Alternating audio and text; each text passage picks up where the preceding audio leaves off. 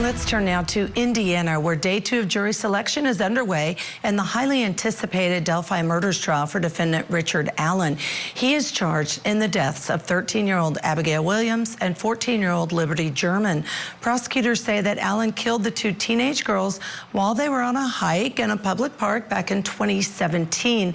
He has pleaded not guilty to both murders. Here's Court TV senior producer Barbara McDonald with more on the background of this case.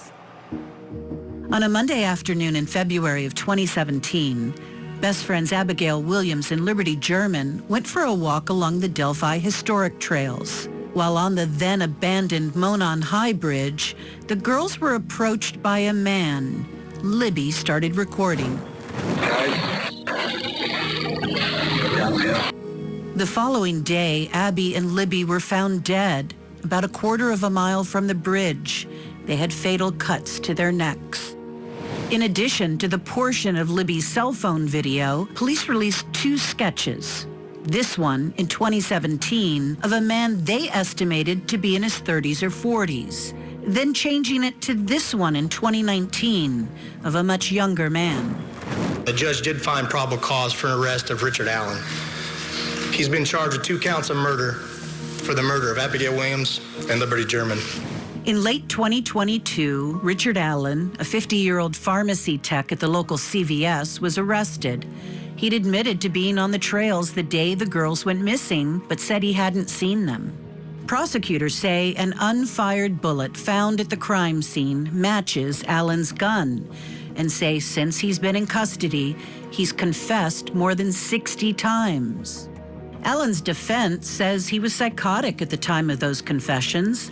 They say Allen is 100% innocent and that other men who law enforcement initially investigated are the real killers. But the judge ruled the defense won't be able to talk about those men at trial because they can't prove those men are connected to the murders. Judge Fran Gull isn't allowing cameras or other recording devices in court, leaving reporters to rely on handwritten notes of the testimony. Joining me now with all the latest is our own Court TV senior producer, Barbara McDonald. Barbara, always great to be on with you. You have been there in the courtroom. Tell us, and we know this is not televised, jury selection's never televised, but this part also, not never, but usually, we know the whole trial will not be in the Delphi murders. So tell us all about what is the latest.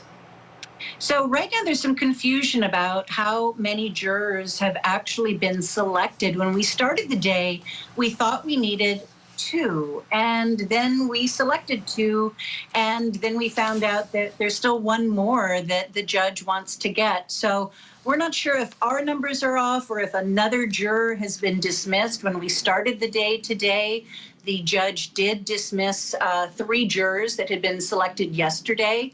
2 of them for health reasons, 1 medical, 1 health, and then 1 who was a young mom and said she would struggle to have childcare during the duration of this trial, which could last a month. The jury is going to be sequestered, meaning they're going to be away from their families, away from their electronics, and in hotel rooms through the duration of the trial. Judge? And I know the sequestering of jurors, in my opinion, is not as common as it used to be. So before we get to one other thing I want to talk about, I just want to ask, was any reason provided by the court, Barbara, of why the decision was made to sequester jurors in this case?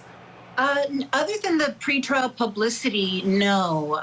And a lot of the jurors that had been questioned, we sat through 52 yesterday, and I believe 24 so far today. And quite a few of them did raise their hands and say they had been exposed to some media coverage. There were a small handful who said they had already formed an opinion that could not be changed no matter what was presented in court, no matter what either side said or did. So those people were obviously excused. Many of the others who said they had been exposed to some media coverage of the case did say they could remain impartial, look at the evidence, and then make their decision based off that. And tell us about Richard Allen, how he looks, his demeanor as he's inside this courtroom. He looks a bit healthier. He, in previous hearings and in some of his mugshots, he looks kind of gray. His color has returned. He is now in a county jail for jury selection. He's being held at the Allen County Jail. He will move to a jail close to Carroll County for the duration of the trial. But, for about 2 years of his time behind bars, he's been held in a maximum security prison in really, really harsh conditions, solitary confinement at times, being housed as if he was on death row. That got overturned a couple of months ago, and he was released to another county jail. So the conditions in which he was being held have eased on him some, giving him more freedom, perhaps a little bit more chance to get out of his cell and perhaps get some exercise. We're seeing him for the first time dressed in street clothes. He is a man of small stature. He is said to be about 5'4", 5'5". He is not very heavy at this point. He has been wearing a collared shirt with no tie, a belt, and today he had on gray pants.